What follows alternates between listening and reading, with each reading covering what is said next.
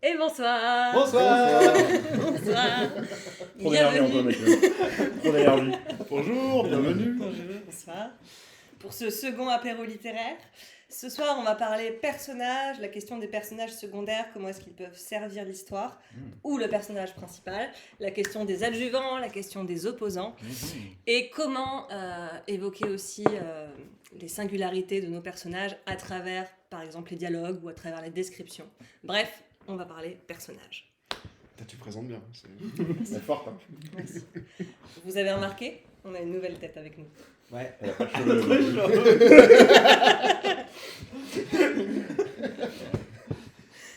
Un jour, Pauline aussi, vous rassurez-vous.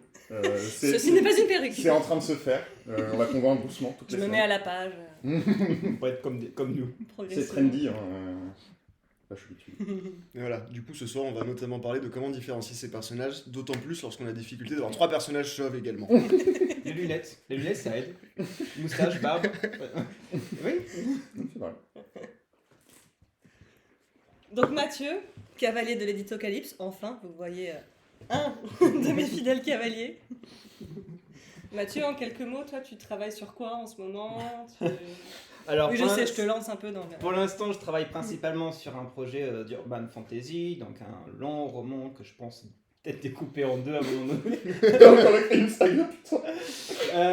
Oui, mais après les maisons d'édition disent maximum 600 000 signes, donc à un moment donné, je peux plus faire grand chose. Oui, c'est plus long que ça. Oui. Et du coup, je suis en train de relire. Ça se passe à Bordeaux. C'est un urban fantasy thriller, policier déjà dit, notamment un policier depuis l'intérieur de la brigade criminelle. Gothique, anticipation, fantastique. Donc j'aime bien mélanger les genres en fait. C'est un truc où il y a plein de personnages, ça, non? Oui. Oui. Bon, on attaque direct dans le vif du sujet, là on est Ah, on parti. vous le présente à nouveau. Peut-être rapidement. Ah, Peut-être qu'il y en a qui suivent pas tous les apéros. C'est vrai. C'est regrettable. Pourquoi vous suivez pas tous les apéros déjà? On est très sympathiques, même si on est chauds. Du coup, Mathieu, également.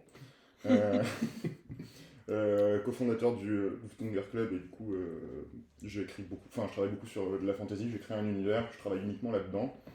Beaucoup de personnages, toujours. Ce qui fait que mes nouvelles deviennent des novellas qui doivent être transformées en romans plus tard. Et on me dit, mais plus de trucs dans tes personnages, donc voilà. En gros, voilà. Fantasy, personnage, c'est un peu mon dada. Pour faire simple. Carrément. Et du coup, Nicolas, cofondateur avec l'autre énergumène du Lufthansa Club. Moi, en général, j'écris de la nouvelle parce que les personnages me cassent les couilles. Ils sont là, ils ont des désirs, des envies, il faut leur mettre des péripéties. C'est chiant. On peut pas juste faire un truc simple. Mais non, parce qu'apparemment les éditeurs aiment pas la nouvelle, c'est un genre qui est très très peu représenté en France, donc on écrit des romans. Et la solution que j'ai trouvée pour m'amuser avec les personnages, c'est d'être très sadique avec eux. Et apparemment, ça marche c'est pas bien. trop mal. Ouais, ça c'est. C'est bien. Top. Mais voilà. Petite présentation terminée. Est-ce que tu veux te présenter Tout à fait. Pauline, toujours. Je suis toujours sur les deux projets dont je parlais la dernière fois. Donc un projet qui est sur Wattpad, un monologue romancé dans lequel il y a une voix qui est très présente, et un récit à côté plutôt orienté fantastique, mystique. Du coup, la question des personnages, moi j'avoue que les adjuvants, les opposants, c'était pas forcément des questions que je me posais avant. Je commence à vraiment me poser la question du rôle, de la fonction des personnages dans l'intrigue et comment ils servent l'intrigue. Voilà, et sur mes deux projets, il y en a un, j'ai clairement un personnage principal, et sur l'autre, j'ai un protagoniste et d'autres personnages secondaires justement qui gravitent autour. Donc je suis très... Friande de Voilà. conseils. Merci.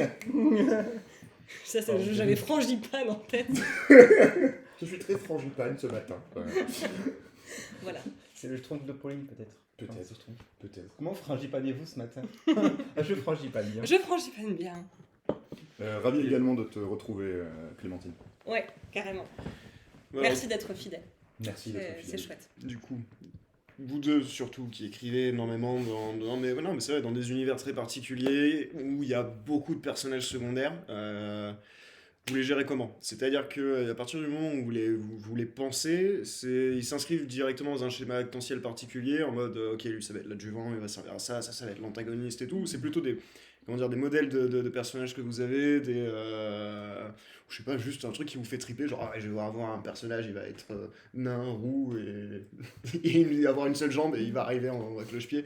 Comment ça marche? Est-ce que vous avez de base voilà, ce schéma actentiel en tête, ou c'est plus genre, je veux tel personnage, tel truc, et vous vous démerdez pour les faire interagir à l'intérieur? Ça dépend, écoute, ça dépend.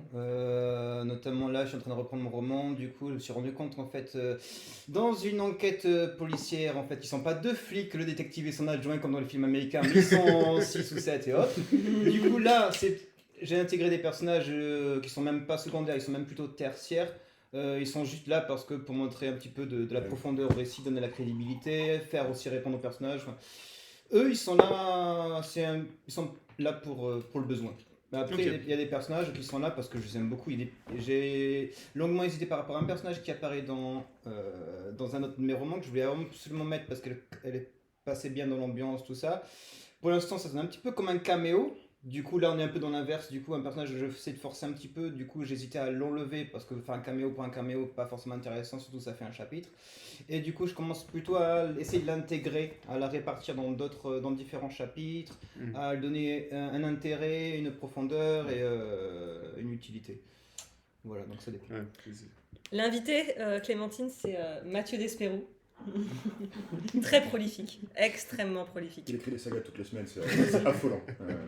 Je me pensais prolifique à l'époque, puis j'ai rencontré Mathieu et Tu peux le trouver sur Wattpad, Mathieu Despérou. C'est ça un nom de pseudo sur Wattpad. Oui, c'est bien ça. Avec un R. Ah oui. Comme roux, quoi. Voilà.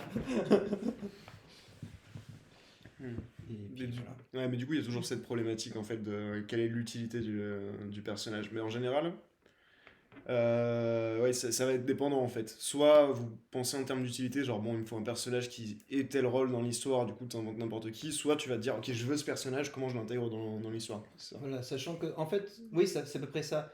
Ou alors, si on caricature les choses, soit tu as un personnage, tu as déjà son utilité et tu veux lui donner un peu la personnalité pour qu'il soit pas juste là pour la forme. Ouais. Et soit c'est le contraire, là, tu as déjà sa psychologie, mais du coup, tu sais pas comment l'intégrer dans l'histoire. Et là, Mm. c'est le processus absolument inverse. Ouais. Ouais. Oui, parce que ça arrive aussi d'avoir des personnages coup de cœur, quoi. Oui, Bien Où sûr. vraiment, t'as envie de les faire exister et tu te demandes, bon, mais maintenant, c'est bien, Comment il est je sympa, je l'ai imaginé. Rentre dans l'histoire maintenant, s'il te plaît. ça vous est Oui, déjà oui. arrivé, ça, d'avoir des personnages coup de Ouais, cœur ouais, et j'ai- vous demandez comment... J'ai- Oui, oui. Alors, coup de cœur, généralement, dans l'histoire initialement, où ils apparaissent, j'ai pas trop mal à les rentrer. Par contre, j'ai des personnages qui se mettent à prendre énormément de place et qui, d'un coup, alors qu'à la base c'était l'homme d'entretien de l'hôtel, qui se mettent à apparaître dans des dizaines de récits et où je me dis, ok, il va peut-être falloir aller un peu plus loin parce que c'est toujours ce même gars qui est là. Et c'est dommage qu'il soit. Enfin, c'est sympa d'avoir des personnages secondaires, voire tertiaires dans son cas, récurrents. Mais quitte à avoir un personnage tertiaire récurrent qui apparaît plein de fois, autant dans certains récits le faire monter un petit peu dans la hiérarchie des personnages tertiaires, secondaires, et pourquoi pas à un moment carrément avoir une histoire qui lui soit consacrée. Ouais, oui, carrément. Oui. C'est ça. Oui, surtout s'il revient C'est ça. plusieurs fois, il y a un peu comme un signe. Il y a un petit truc signal de un bon, petit Mathieu, peu. voilà, exploite tes années d'ASH en EHPAD. Mais du coup, ça veut dire que mine de rien, vous avez une écriture vachement orientée architecte en fait. Si vous pensez les personnages en termes d'utilité. Deux. Euh, Ce que tu disais l'autre fois, l'autre jour de paysagiste, ça marche bien. Enfin, ouais. parce que du coup, moi, ça dépend de mes projets en fait. En général, je commence quand jardinier les premiers chapitres tout d'abord, et à un moment donné, je fais le point un petit peu par rapport à ce que j'ai, et je Ouais. commence à structurer après Ouais, quand j'ai pareil. déjà le Pour truc. avancer. C'est ça. Et donc c'est après là où je me dis j'aimerais intégrer ce personnage-là, ou alors parfois après le premier jet, donc c'est d'autant plus compliqué une fois que j'ai déjà fait le premier jet, je veux dire ah je veux m'intégrer ce personnage-là, du coup faire ça que ce soit pas artificiel, parfois ça va, parfois non, enfin C'est difficile, j'ai Ah l'impression oui. de. Alors, personnage tertiaire non, mais de rajouter des personnages secondaires Oui, a posteriori sans repenser complètement la trame en fait. Ouais. Puisque un personnage secondaire il a une fonction, il a une utilité, nécessairement, parce que sinon ça reste un personnage tertiaire. Et du coup, il faut que cette utilité une raison d'être en fait et qu'elles s'inscrivent dans le reste de la trame, pas juste pour dire hey, je veux mettre machin là. Et comment ils apparaissent justement ces personnages-là auxquels tu n'avais pas forcément pensé tu vois, durant l'écriture du premier jet et c'est ensuite tu dis ah ouais lui. Alors, du coup, cet exemple-là spécifiquement, en fait, bon, elle, j'avais l'intention de la caser. Alors, il y a plusieurs choses. Déjà, en fait, ça correspondait, sur le papier, ça correspondait très bien.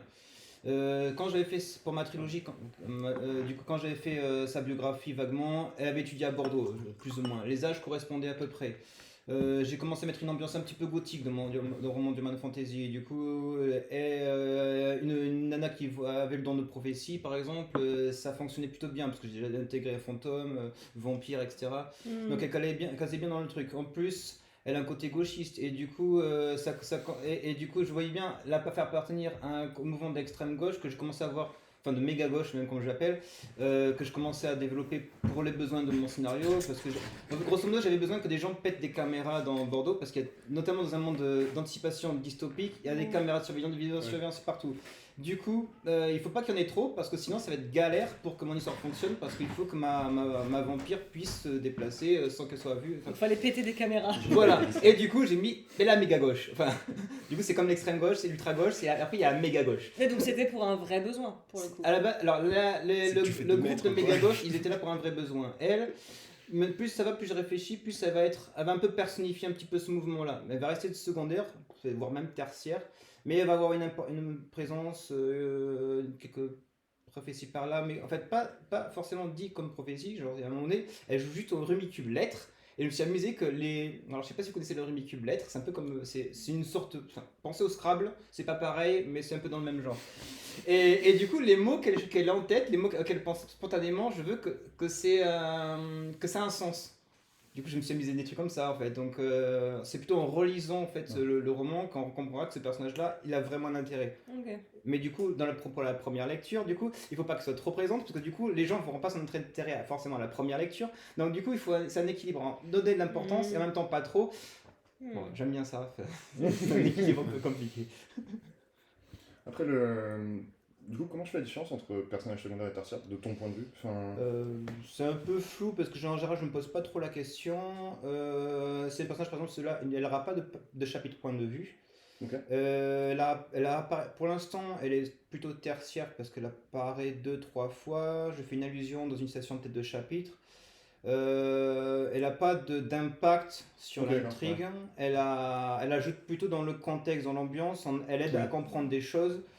Peut-être qu'elle va devenir secondaire. Après, il y en a qui sont encore plus tertiaires, genre ceux de la brigade de criminels de police. Je les cite de temps en temps, je les vois apparaître 2-3 fois. Voilà, ils sont importants. Ils servent l'univers. Ils servent l'univers. Eux, ils sont vraiment décors. C'est les figurants, eux, pour le coup. Elle, c'est un peu une actrice, en quelque sorte, si on compare ça au monde du cinéma. Ok, je vois j'ai à peu près la même définition que toi pour ces questions. Après, je sais qu'en règle générale, généralement, ceux que je considère comme des personnages vraiment tertiaires, c'est des personnages qui ont... c'est leur fonction dans la vie de tous les jours, entre guillemets, qui définit leur fonction dans le récit. Genre, les voisins, les gardes, les collègues de travail, les gens dans le métro, des gens qui vont potentiellement réapparaître, qui font partie du quotidien, temporairement ou non, tes personnages secondaires ou principaux, mais qui en même temps... tout ce que tu vas savoir sur le voisin, c'est que potentiellement, une fois, on va te dire qu'il avait un t-shirt rouge. Quoi. Ouais. Ça s'arrête à peu près là. Enfin, c'est comme ça que je le fais en tout cas. Ouais, mais je pense que c'est une façon super maligne d'aborder le truc. T'es pas obligé de donner de la consistance à tout le monde. De la même façon que toi, dans ta vie de tous les jours, le boulanger, c'est le boulanger. Ouais, tu te branles de savoir. Il s'arrête au boulanger et tu peux avoir des. Enfin, il peut évoquer des choses chez toi, il peut te ressembler à un proche, quoi que ce soit, mais ça s'arrête là. Enfin, il n'y a pas de. C'est autour de cette fonction. Ouais. Ok, c'est cool ça. Parce que. Souvent, en fait, c'est ça qui peut aussi faire que des fois tu fais de la longueur pour faire la longueur et tu te perds un petit peu. C'est que tu essaies de donner trop de vie à tous les gens dans ton roman ou ta nouvelle ou quoi. Et en fait, c'est pas naturel. Naturellement, l'être humain. On est focus sur ce qu'il y a autour de nous. Ouais. Enfin, ce qu'il y a autour de nous, que ce soit physiquement ou émotionnellement. Quoi. La vie de nos proches, etc. De toute façon, si tu veux faire focus sur tes personnages tertiaires, à un moment donné, il va falloir développer, donc du coup, faire revenir d'autres personnages. Donc du coup, ça va être... donc, ça va être extrêmement compliqué. C'est le fameux moment où en fait tu dis soit je plonge là-dedans et j'ai 40 personnages qui apparaissent dans le chapitre, soit on va reculer un peu, et puis tant pis, c'est pas grave. La punchline que je voulais lui faire dire, il la dira pas, et tant pis. Ou dans C'est une pas nouvelle, important, ou dans un autre dans texte, ou dans un ouais. autre... Parce que oui, il me semble que toi aussi, tu travailles quasiment uniquement dans le même univers. Enfin, en grande partie. En grande partie, ouais. Mais ouais, parce que du coup, sur les romans que j'ai créés, donc aucun n'a trouvé d'éditeur, mais il y en a un qui se passe vraiment dans un monde proche d'une autre, et les autres, ça se passe dans 20-30 ans, donc dans l'univers, tout ça. Et ouais, et donc du coup, ça j'aime bien faire, les intégrer dans un autre roman, parfois en passage, mais comme le fameux cameo dont je parlais, ou dans une nouvelle. Un des personnages que, du coup, un autre personnage que je voulais absolument caser dans ce roman-là, pour le coup, qui est venu tout seul, du coup, qui a pris d'importance un petit peu malgré elle. C'est Karine, l'héroïne de Ne tirez pas sur la réceptionniste, donc du coup un roman que Nicolas avait lu. Et du coup, j'avais vraiment envie de la caser, je l'ai casée, et c'est venu tout seul. Elle est venue, elle, complètement naturellement pour le coup. Elle reste secondaire, elle n'a pas d'impact direct sur l'intrigue, quoique sur la psychologie des personnages, si, elle a un gros impact. Et ouais, voilà, notre façon de faire venir un personnage du coup. Tes personnages du coup peuvent assez souvent faire office de lien intertextuel entre... Oui, ça j'aime beaucoup ça. Oui, moi aussi. C'est Ça, faire ça, ou alors ouais, oui, ça c'est génial. Surtout quand tu travailles sur des textes qui peuvent avoir qui peuvent être éloignés temporellement. Alors bon, moi, entre certains de mes textes, il peut y avoir plusieurs milliers d'années, mais même quand c'est juste de 5-10 ans, voir un personnage d'un ancien bouquin qui repasse, et où on va pas te dire que c'est lui, mais juste à la manière d'avoir un focus dessus sur un paragraphe, tu sais que ce personnage qui était ultra important dans le bouquin que tu as lu avant, qui se passe 10 ans plus tôt, bah, il est toujours en vie, il a vieilli, il vient de passer devant toi. Et ça a un côté assez... c'est vachement cool. Enfin, c'est très très agréable de vivre. Forcément, ça c'est aussi lié, vous qui avez votre univers propre à chaque fois, parce que moi je sais que mes personnages, il y en a certains que j'aime énormément, mais je les verrai pas ailleurs. Ils appartiennent à telle histoire et c'est tout. Ouais. Après, tu as des types aussi de personnages qui reviennent en fonction de ce que t'aimes aussi en termes de personnages. Et du coup, c'est intéressant ce que tu dis parce que ça peut être un motif de fusion de différents personnages. Je l'avais fait ça dans ma trilogie. Deux personnages qui se ressemblaient beaucoup. Beaucoup trop, genre ils aimaient bien s'enivrer, des étudiants un petit peu bizarroïdes, un peu débiles, et du coup j'avais trop de personnages à l'époque, notamment trop de personnages secondaires ou tertiaires qui servaient à rien, mais du coup à un moment donné je dis je vais en fusionner un maximum, notamment un personnage qui a pris l'ampleur, et ça a gagné en psychologie complètement. Et qui est né de la fusion. Ouais, c'est rare que je fasse ça, c'est du travail, parce que du coup c'était un personnage secondaire qui pour le coup avait des chapitres point de vue, quoi. C'est pas juste un type qui est nommé, là c'est facile, tu fais quoi, remplacer personnage sur lequel tu vas avoir le focus, qui va être développé, à un moment le lecteur il va avoir accès à ses émotions, il va les vivre avec lui, etc. Ça c'est super intéressant par contre, parce que ça c'est un truc qui peut carrément arriver dans la vie, d'autant plus que souvent en fait on ressemble vachement aux gens qu'on fréquente, en termes d'affinité, on va se rapprocher de gens qui pensent un peu comme nous et tout, mais dans les œuvres écrites, il faut se démerder pour que les personnages secondaires se ressemblent pas trop, parce qu'il n'y a pas d'intérêt en fait, à la limite il vaut mieux les fusionner et en faire qu'un seul. Ou alors faire une ou deux caractéristiques une ou deux caractéristiques spécifiques, ou alors assumer le truc et faire que c'est de l'humour, ou alors sur le côté philosophique.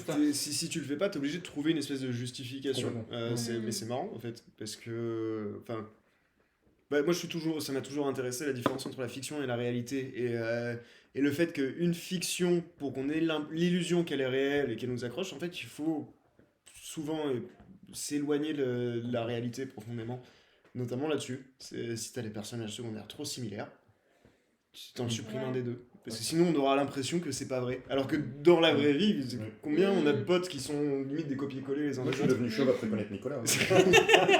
Je l'ai rencontré, les gens ont commencé à tomber, ça m'a... 10 ans quand même, 10 ans. Voilà.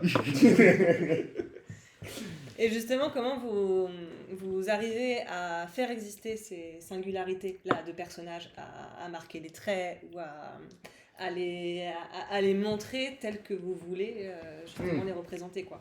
Alors pour les singularités, je sais qu'il y a un moment où quand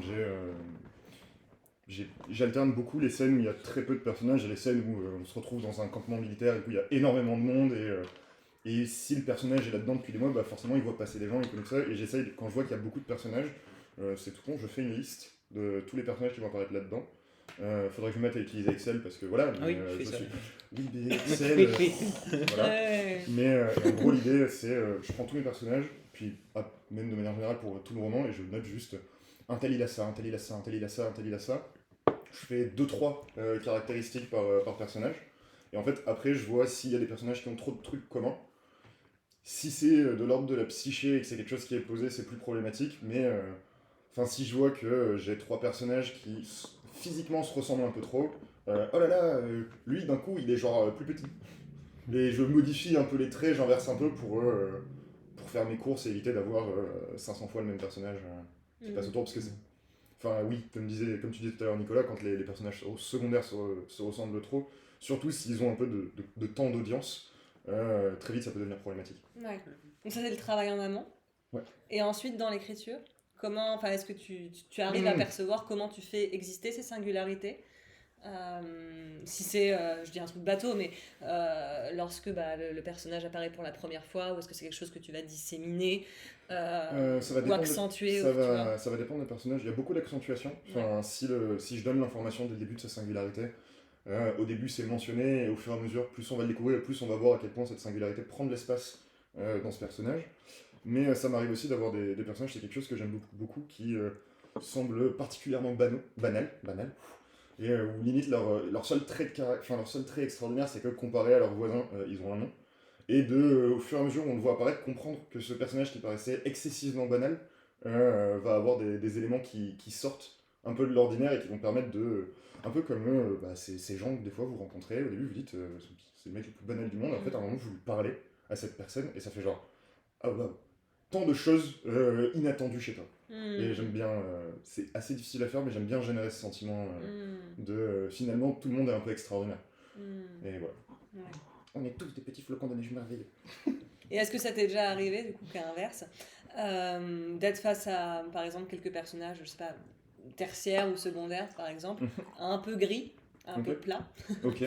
Et au fur et à mesure de l'écriture, vu qu'on parlait aussi de paysagisme, de révéler, justement, de te révéler certaines particularités, certaines singularités chez ces personnages. Oui, après, généralement, c'est des personnages qui, de base, sont très peu importants. C'est des personnages qui, généralement, vont apparaître pendant que j'écris.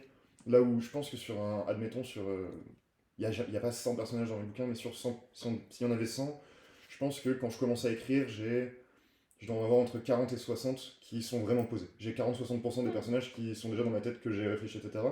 Ce qui reste, ils vont apparaître au fur et à mesure. Et ça peut arriver que ça se révèle, mais généralement c'est que c'est des personnages qui à un moment j'ai écrit, et puis à un moment je me dis genre, t'es qui toi? Qu'est-ce que tu fous là? Bah alors, bon on va voir ce que tu fais, et ouais, eux ça m'arrive plus, mais ceux que je pense en amont, j'essaye d'avoir pas mal d'éléments pour justement... Généralement, c'est des personnages qui vont vraiment servir d'intrigue, donc il faut que de base, il y ait des éléments qui soient dévoilés ou non, mais il faut que moi j'ai conscience de ces éléments pour que ce soit à travers le personnage ou les autres personnages qui parlent de lui, ou ce qu'on va apprendre, etc., il y ait déjà des éléments de différenciation qui se mettent en place assez rapidement. Ok. Je sais pas si ça répond à ta question. Si. Toi, la surprise vis-à-vis des personnages ça, j'ai un truc que je fais peu. Alors après, il y a des fois... alors dans ma trilogie, du coup... grosso modo, au début, ça se passe un petit peu au Mirail, dans une classe du coup de 3e année non, de master, je dis n'importe quoi. Une classe de master du coup à Toulouse. Mais quel master? On ne sait pas. Un master de littérature appliquée. Toute ressemblance avec une formation existante ou ayant existé n'est que pure coïncidence. Et du coup, ça part un petit peu en couille ce qui se passe dans cette histoire. Et du coup, il y en a plusieurs personnages. J'ai donné un nom à tous les personnages de cette promotion. Il y en a beaucoup qu'on ne reverra pas, et il y en a quelques-uns qu'on revoit dans le tome 2 et qui prennent un petit peu, toujours en étant secondaire, tertiaire, mais qui commencent à prendre un petit peu de caractère par le fait qu'on les revoit dans d'autres circonstances, graviter autour d'un des personnages. Et là, c'est un peu là où j'ai commencé à leur donner un petit peu un caractère et autres. Et après, à un moment donné, quand je reprendrai cette trilogie, et que je la relirai entièrement, il y a des chances que même dans le tome 1, ils prennent un petit peu d'ampleur et après, il y a des questions, c'est ne pas embrouiller non plus, de pas donner trop de détails au début, parce qu'au début ils n'ont pas besoin de détails, ils sont secondaires au début, enfin même tertiaires, mais une phrase par-ci, une petite touche, Ouais. une expression par-là, un petit juron. J'aime bien personnaliser aussi par les jurons, du coup. Ouais, façon de la parler. voix. Ouais. Par la Le langage, ponctuation. ouais. Par exemple, dans le roman que je suis en train de reprendre, un de mes personnages, il bafouille beaucoup, il est très hésitant, très timide. Du coup, il y a beaucoup de points de suspension. Dans d'autres, par exemple, c'est beaucoup plus sec. Il y a des points, des phrases courtes, par exemple. Il y en a d'autres qui sont plus cuistres, tout ça. Ils font des longues phrases avec des vocabulaires. Cuistre. Ouais. Tu viens d'employer le mot cuistre. Ouais, en Et soi, ça veut- et ça veut- et ça- en et soi, bah, non, mais même, du coup, je me ouais. sens stupide, ça veut dire quoi, cuistre? C'est-à-dire pédant, quoi. Et Genre, ça veut dire là, Du coup, c'est une manière pédante de dire pédant, on est d'accord. Voilà, oui, c'est Ok. ça, Oh là exactement. là. C'est pour ça que- Ouais, Clémentine, j'ai vu, j'ai bien reçu ton mail. On en discute mardi si tu veux, ou je te ferai une réponse par mail. Là, j'ai pas mes mails en fait, là tout de suite. Et ça a été une longue semaine. Voilà. Une semaine chargée pour le petit Nicolas. Bref. Niveau personnage, moi j'ai un truc, j'en ai souvent peu. Mais je sais que j'ai toujours ce truc où j'ai besoin d'imaginer des trucs, enfin je sais pas, des gens qui me font délirer en fait. Où il y a d'une façon ou d'une autre moyen à la fois de s'attacher à eux, mais en même temps de se foutre un peu de leur gueule. Et après j'ai toujours cette question de, mais en fait pourquoi ils sont là et qu'est-ce qu'ils veulent. Alors, il y a vraiment ce truc. Et en fait derrière je me rends compte que souvent j'ai pas besoin de réfléchir plus loin en fait, parce que juste de savoir qui ils sont et ce qu'ils veulent, leur route va croiser d'une certaine manière la route des personnages principaux, et ça va faire que, je sais pas, il y a des histoires des sous-intrigues qui émergent. C'est- Ça me semble énormément lié au fait que, comme tu disais tout à l'heure, nous on travaille sur des univers qu'on a construits, etc. Et où en fait, du coup, il faut aller. Vu que je veux partir sur un machin qui s'étale sur genre 5-6 000 ans, il faut que je travaille plus loin que le truc. Si c'était des romans uniques où limite, tu finis le roman, l'univers en question, créé ou non, il se clôt. Ouais. Il y a moins besoin, j'ai l'impression. Ça peut être très intéressant, attention, hein, de s'enfoncer dans le design de personnages, etc. Mais c'est moins nécessaire. Ouais. Puis en plus, tu fais plutôt du roman court. Donc, tu sais, Ouais, c'est genre, tout un- je suis un grand fan de Dostoïevski, mais jamais j'écris c'est tout un tas de critères qui vont dans son sens. Moi, j'ai souvent deux questions que je me pose pour les personnages. C'est d'où est-ce qu'il vient? Où est-ce qu'il va? Et où après, est-ce qu'il a, mais et où surtout, mais surtout entre les deux, Comment il va? c'est alors comment? Mais est-ce qu'il l'atteint ou non, Ok, ouais. et pourquoi est-ce qu'il y arrive ou pourquoi est-ce qu'il y parvient pas? Ok. Moi, c'est plutôt ça, ça va être le cheminement en fait du personnage. C'est genre qui, quoi, comment, où, pourquoi. Ah non, ça c'est de l'analyse. On laisse ça de côté, c'est bon. Pardon, excusez-moi. Non, mais c'est les deux questions que je me pose, quoi. D'où est-ce qu'il vient dans sa vie? Ouais. Et où est-ce qu'il va? Où est-ce qu'il souhaiterait aller? Qu'est-ce qu'il bloque ou Ouais. non? Et les personnages, ensuite, ce qu'on appellerait plutôt les personnages secondaires, du coup, vont nourrir ou non cette dynamique. Ouais. Je l'entrevois vraiment comme ça.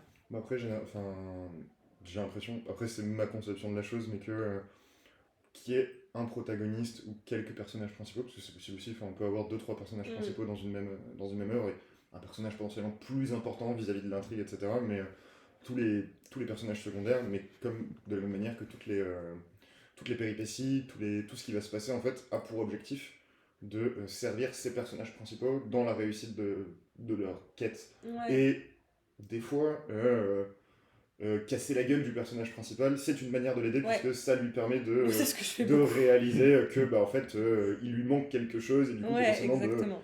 de casser un peu des barrières qu'il s'est mis à lui-même pour devenir plus humble, chercher de l'aide, comprendre comment on tire avec une arme à feu, ce genre de choses, quoi. Parce que quand on se fait casser la gueule... Ouais. c'est- Par contre, chez moi, ça n'a rien de sadique, quoi. Ouais, non, pareil, Pour le je suis coup, pas trop... Ça... ouais, ça n'a rien de sadique, quoi. On est pareil. Non, mais je faisais salut À Eric le chat. et Ah, bonsoir Eric. Comment vas-tu, Bonsoir. Eric? Et ouais, non, je disais... Toi, tu n'es pas sadique. Non, non, je suis pas sadique. Pourtant, Ça va beaucoup me toucher, j'aurais en cru. fait. Ouais, je comprends. Ça va beaucoup me toucher, et au contraire, ça va m'immerger encore plus dans le truc, Complètement. quoi. Enfin, s'il faut du Ça sale, va il faut du sale, être mais- au plus proche de l'émotion, et enfin, moi, c'est ma porte d'entrée. Ok, ouais. Ouais, moi j'ai vraiment un travail de. Je sais pas. Ok, il y a un de mes personnages là que j'aime bien, un dernier, et en fait il a une jambe plus courte que l'autre, Il y a la maladie du mais il David. n'est pas reconnu par la MDPH. Et je suis parti de ce truc en mode comment je rends ce mec intéressant. Et d'ailleurs, en Ouais, fait, c'est pour juste ce un genre. espèce de délire en mode, ok, c'est n'importe quoi, mais tu mets en place plein de trucs pour que le lecteur il le trouve attachant, qu'il lui lise avec des épreuves, des trucs, etc. Et en fait, juste comme ça, il prend substance. Bon, via les épreuves notamment et le sadisme. Après, il y a... pour revenir au sadisme, je suis souvent sadique avec mes personnages. Des fois, je les fais souffrir et j'y prends un plaisir assez vicieux. Et parfois, certains personnages. Non, mais genre, il y a un personnage qui a un rêve, tout ça. Est-ce que tu faisais du mal aux animaux quand tu étais enfant? Non, pour te rassurer, il y a d'autres personnages, je leur fais du mal, mais c'est presque l'intrigue qui le veut. Et parfois, ça me fait du mal. Parce qu'il y a des fois, j'ai une grosse empathie pour certains personnages que j'aime beaucoup, mais il faut que je leur fasse du mal. Et oui. Il faut que je fasse du mal. Mais c'est l'intrigue qui le veut, Ah, ça mais peut oui, pas. oui, Il n'y a oui, pas oui. de solution. Et tu dis l'intrigue Sinon, est il y en a tellement pas. mieux comme ça. Pas ma faute, j'ai pas fait exprès, j'ai rien à voir là-dedans. J'ai juste écrit que sa famille se faisait percuter par un train. Mais c'est l'histoire, c'est pas moi. C'était nécessaire pour son développement et que sa haine de la SNCF soit Je sais amplifiée. pas. Donc ça dépend. Ouais, tant que ça dépend. Mais j'aime bien. Enfin, je sais pas, j'ai un côté vicelard et parfois. Toujours bien à dire sur internet ça. Non, mais on est vrai, et puis voilà. On est vrai. Et toi, Bon, Mathieu, bon. le sadisme? Ah, merde. Bah, uniquement par nécessité. Il y a vraiment un truc de. Des fois, les personnages, il faut qu'ils prennent cher, et vraiment cher. Enfin, dans le premier roman que j'ai écrit, très rapidement, on se rend compte que la personnage principale a eu une enfance littéralement pourrie. C'est-à-dire que ses copains de classe ont essayé de la brûler sur un bûcher. Ah. Voilà. Et il y a 2-3 épreuves comme ça qui sont narrées et qui montrent d'un côté le fait qu'elle perd complètement foi dans les autres, le fait que ses parents ne la soutiennent pas, etc. Mais en fait, ces éléments sont nécessaires puisque ce sont eux qui vont la faire partir de ce village et qui derrière, quand elle va revenir, si je dis pas de bêtises, 2 ans plus tard, vont lui permettre en fait de se rendre compte que ces 2 ans passés loin de là à se reconstruire lui ont permis de complètement se détacher de ces gens qui pour le coup sont quasiment tous morts, donc voilà. Mais en fait d'avoir un espèce de truc, en fait quand elle y revient, oui bon bah voilà, c'est pas du sadisme, ils sont morts, voilà, c'est l'histoire. Il faut bien une raison pour qu'elle retourne là-bas, bah c'est la guerre, voilà. Tout simplement. La guerre c'est très facile pour forcer les gens à se déplacer, ça aide beaucoup. Mais ouais, en fait c'est une nécessité, de là découle énormément d'éléments qui vont te permettre de développer le personnage, de créer d'un côté des faiblesses, de l'autre des forces à venir qui en fait faiblesses qui au fur et à mesure vont être exploitées positivement et négativement par les autres et qui au fur et à mesure vont lui permettre de dévoiler, comprendre pleinement qui elle est, ce qu'elle peut faire de ça et devenir actrice en fait de ce qu'elle est. Il n'y a pas que ça, parce que ça c'est dans le cadre de la formation du personnage, mais à tout moment tu peux en avoir un peu rien à foutre de ça et simplement arriver avec une espèce de démarche de ok, ce personnage là qui est, mettons, déjà formé, qui a traversé ses épreuves, qui est devenu la personne qu'il devait être. T'as le schéma habituel, l'ordre qui est un peu secoué, et du coup il veut rétablir l'équilibre, donc il a son objectif. Le personnage A veut aller au point B. Okay. Meilleure façon de l'amener au point B pour garder l'histoire intéressante, c'est il fait ça, ça marche, oui, mais. Ou alors non, et du coup il va trouver autre chose. Et ça c'est une forme de sadisme, si tu mets des obstacles sur son chemin. C'est pas nécessairement pour oui, mais c'est pas. l'aider à grandir ou quoi. C'est pas. Là pour le coup c'est pas une forme de sadisme. C'est nécessaire les aussi, épreuves, les machins, ça crée de la tension dans le récit. En Ouais, fait, les textes qui n'ont pas de tension, on les lit pas. Oui, en fait, Mais c'est pas pourtant être sadique avec ton personnage. il faut avoir de la Je sais pas si tu vois ce que souffrance je à veux dire. l'intérieur. Il faut qu'il souffre. S'il y a la souffrance, Vous Non. voyez son sourire. non mais si c'est un C'est ça obstacle, le sadisme. si c'est un obstacle, c'est de la pure de dramaturgie. Ouais. Si c'est la souffrance, là on peut parler Je éventuellement de pense qu'il sadisme faut ou pas. une légère dose de Oui, sadisme. là-dessus, Je sais vous parce que faites par ça, exemple, ouais. mettons, t'as le personnage, il tombe sur une difficulté, j'en sais rien, mais du style, t'as un bonhomme, son but c'est d'aller choper le train pour aller à Pau. On dirait le début d'une mauvaise blague, mais ça commence comme ça. Il arrive à la gare. Il était à la bourre, il court, il arrive à la gare. Et là, t'as 2 options, si tu veux garder un peu l'histoire intéressante. C'est, est-ce qu'il a réussi à choper son train ? Oui, mais il part à Orléans. Ou alors, non, et en plus, il se fait tabasser par des gens à l'entrée de la gare. Et là, c'est intéressant. Genre, qu'est-ce qui se passe ? Genre, il a raté son train. Bon, bah, il reprend un ticket, il attend. Non, il faut que tu rajoutes une dose de sadisme pour qu'on garde l'attention du lecteur. Du sadisme, pas forcément, parce qu'il pourrait aussi surprendre du coup une discussion interdite entre deux espions et du coup ça Ok, retrouve ouais, mais alors là, pas forcément de Il découvre souffrance. qu'il est la Mais tu réincarnation te rends de compte que Leia, oui, bien si sûr. t'as un truc comme ça t'envoie sur une espèce de sous-intrigue qui a rien à voir par rapport à l'intrigue principale. Et... Ah. Qui est le mec qui veut aller à Pau, rappelons-le. Ou alors Voilà, c'est juste c'est- le départ. Oui, ça c'est vrai, tu veux que ce soit ton objectif principal. Après, il peut changer d'objectif aussi en cours de route. D'accord, mais Ça mais m'arrive. dans ce cas-là, t'as une histoire qui est absolument incohérente. Enfin, ok, Forcément. Marc doit aller à Pau pour réussir son examen. En allant chercher le train, il tombe sur deux espions qui discutent d'un complot contre l'État. non. Du coup, il les suit pour essayer de sauver l'État. Mais en les suivant, il se perd, il tombe sur une congrégation de vampires. De là, il se dit, oh mon dieu, il faut que je tue les vampires. Est-ce que t'es en train En de essayant tomber d'aller là-dedans chercher un lieu, il se rend compte que, putain, il adore la menuiserie. On va suivre sa carrière pour devenir le meilleur menuisier de la France. Alors tu as caricaturé à l'extrême le truc, mais non mais non, on va dire les choses.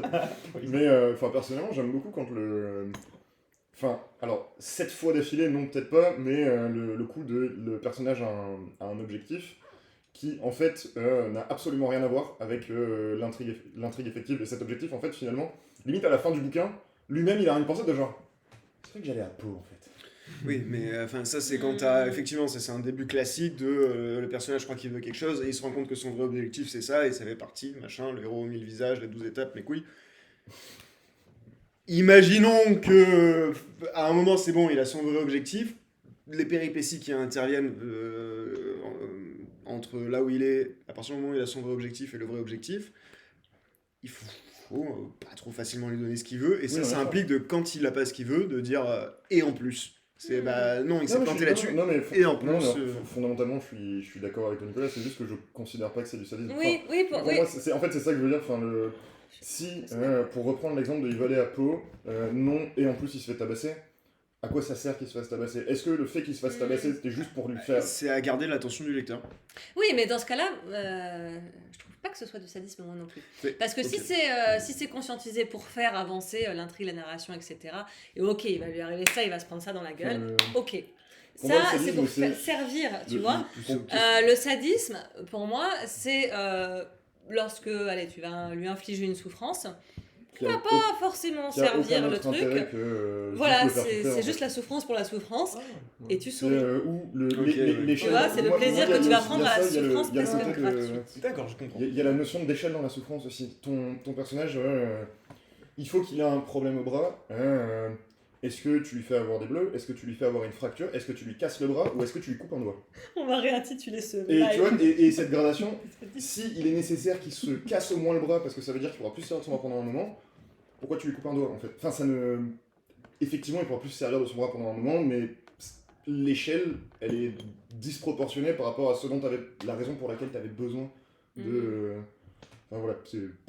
Ok, je comprends. Alors moi je parlais de sadisme parce que de base c'était une forme de cruauté appliquée enfin c'est toujours la même problématique, c'est la différence entre la fiction et la réalité et comment on fait et en quoi la fiction a besoin de pas fonctionner comme la réalité pour rester intéressante parce que dans la réalité tu manques ton train, il peut pas t'arriver une merde en plus sur la gueule. C'est juste bah t'as manqué ton T'as pas de train. chance. Ouais, c'est ça. Oui, Mais mais si t'as pas de dans la chance, fiction, t'as besoin en fait de rajouter cette dose de Bien pas de sûr. chance en Ouais, plus complètement. pour qu'on conserve. Il lui est arrivé une merde. Bon, il lui est arrivé une merde. Et en plus, je sais pas, il a oublié son portefeuille. Ou il s'est fait voler son portefeuille. Ou tu vois, un truc comme ça. Et pour moi, c'est de ça que je parle dans le côté sadisme. Pourquoi tu veux en parler, ok. C'est que dans la réalité, t'as pas besoin. Oui, non, que- bien tu sûr. vois, il t'arrive ça, tu te dis Zeus, pourquoi me fais-tu autant souffrir? Ton Tu personnage dis il est ça pas. quand tu loupes ton train. Ah, mais moi tous les jours. Je suis pas assidu, hein, je suis pas à l'heure. Mais Vous bon. vous rendez pas compte du nombre de fois où on peut dire ça avec Nicolas. De manière qui n'a aucun sens, hein, et ça arrive souvent. Non, mais enfin voilà, c'était tout. Mais effectivement, du coup, le sadisme au sens où vous apparemment l'entendez tous, je suis pas chaud. Enfin, il m'arrivait de lire des livres où il y avait justement des trucs un peu comme ça, mais limite outranciers. Tu dis Oui, ça où va. tu sens que c'est gratuit et que c'est. Pourquoi t'en fais des tonnes? Ça sert à rien. Ouais. Dans ce Ah mais du coup si on en joue comme ça, enfin je sais pas forcément, je pense que c'est une forme de sadisme que tu as bien définie, mais il n'y a pas que ça. Par exemple dans ces cas-là, du coup moi, à partir du moment où ça instaure dans l'empathie pour le lecteur, enfin le lecteur instaure l'empathie pour le personnage, que ça a effectivement un intérêt pour l'intrigue, voire l'ambiance, enfin, du coup c'est jamais gratuit finalement quand on y Voilà. réfléchit. Mais il y a aussi la manière de l'écrire aussi, parce que tu peux, si c'est strictement factuel, pas sadique, tu vas l'écrire de façon un peu plus sobre. Et alors que parfois, si tu es sadique, certes ça a de l'impact pour l'intrigue, mais qu'en plus tu vas rajouter une couche, pas forcément dans le fait de couper un doigt et autres, mais dans la manière de l'écrire. Tu peux être très Ah, sadique oui. dans le factuel, je pense. Oui. Ce matin, il s'était réveillé, on lui avait coupé le pénis. C'est sadique comme possible et c'est Non. pas factuel. Mais là, Pardon, ah putain, c'est bon, là. du coup, c'est intéressant parce que non mais si on va là on peut parler d'un autre truc en plus parce que il y a le sadisme, il y a deux effets possibles. Soit il y a de l'empathie, ça te plombe un peu l'ambiance, le lecteur trouve que c'est dark, ou bien c'est drôle. Et du coup, c'est pas du tout le même effet. Genre Douglas Adams, il est sadique avec ses personnages, mais c'est drôle. Ouais. Et dans d'autres, Mais alors, mais Demian, sadique au sens où je dis moi sadique. Enfin, Il leur arrive des merdes, c'est pas genre il a loupé le train et en plus il s'est fait arracher les deux jambes, tu vois. Oh, dans des sous-intrigues de Douglas Adams, H2G2, il y a moyen que. Il y a comme des pubs qui s'exterminent pour des conneries aussi. Oui, mais bon. Il y a l'espèce de créature extraterrestre qui se réincarne à chaque fois, il se fait buter à chaque fois par Arthur Dance par exemple, accidentellement. Là c'est du sadisme complet par exemple. Attends, juste, je réponds. Pas de soucis, Clémentine, envoie-moi le. Enfin, n'hésite pas à envoyer le début. N'hésite pas aussi à me dire à me mettre une ou deux notes vers. Enfin, comment dire. C'est quoi tes interrogations vis-à-vis de tout ça en termes de world building et potentiellement, du coup, quel stream pourrait t'intéresser après. Comme ça, je checkerai le début de ton roman effectivement, mais ça me permet de voir un peu sur quoi regarder en premier lieu, et derrière moi ça me permet de réfléchir assez rapidement à... Ces questions c'était comment? Ah Ah ouais, Clémentine, elle a même pas demandé si t'étais d'accord. Faut demander avant. Oui, t'inquiète. Est-ce que je peux mettre mon mail, mail de la boîte s'il te plaît, Nicolas? C'est la même que toi, sauf que c'est Mathieu Bego à la place de Nicolas Paris. Je sais, c'est moi. Ça devrait aller. Merci Mathieu, je sais, c'est moi qui l'écris. Comment on fait arrobase sur les... Je sais pas comment ça marche. Mais il Mac. est juste là. Ok, merci. Ah les mecs. Ça va là, parce qu'on- Et d'ailleurs, Enfin, un petit rallye. Tirer du bas. nos Du haut.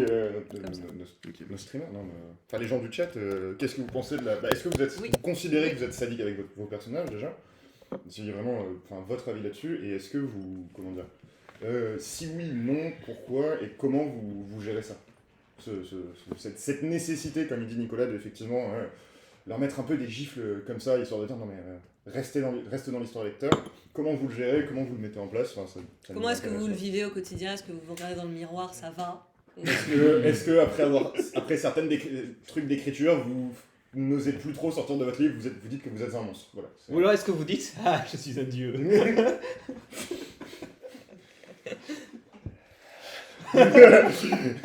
Tu me fais un peu peur, Mathieu.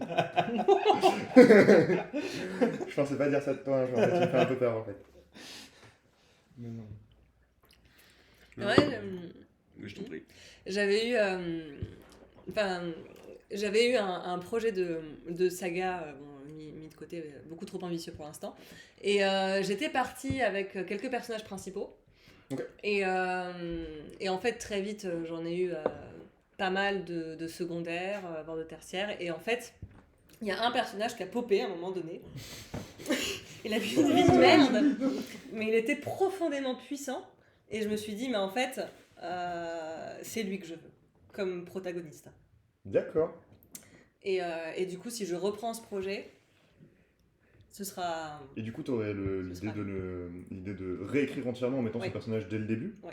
Ou, ok, bon, bah, voilà. C'est Mais- ferme, rapide, efficace. Pauline Lachaud, messieurs dames. Eric, j'écris pas, mais je pourrais être sadique en vrai avec certaines personnes. Alors, on parlait de personnages pour l'instant. Alors, moi aussi, j'ai envie de faire du mal à certaines personnes, mais c'est l'avantage d'écrire et d'avoir des personnages, parce que déjà, c'est moins illégal.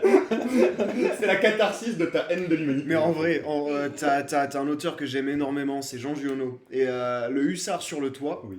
c'est juste l'histoire d'un personnage comme lui. Qui va de la place D'origine ouvrière. italienne, qui arrive et en fait il débarque. C'est comment elle s'appelle sa putain de ville? C'est en Provence, je sais plus le nom. Mais tout le monde a le choléra, c'est-à-dire que tout le monde se chie dessus et crève de ça.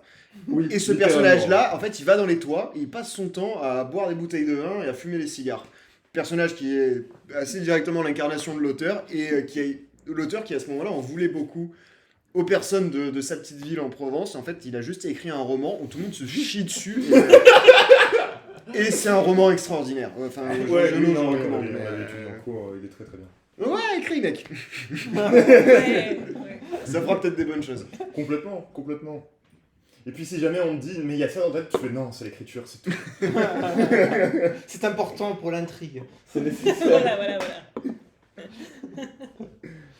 Ça me fait du mal, je vous le jure, ça me fait du mal de lui faire couper une jambe et de se faire broyer.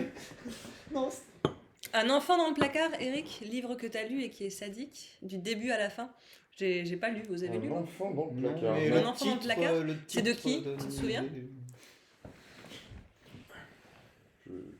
Je suppose qu'il a pas choisi d'être dans le placard, l'enfant. Vu le nom du bouquin. Harry Potter. Ça peut être Tom Cruise. Avec qui tu veux. Mais c'est. Je crois que c'est Flaubert qui disait que la littérature ne s'écrit pas avec de bons sentiments. Et. Je crois, ouais. C'est vrai.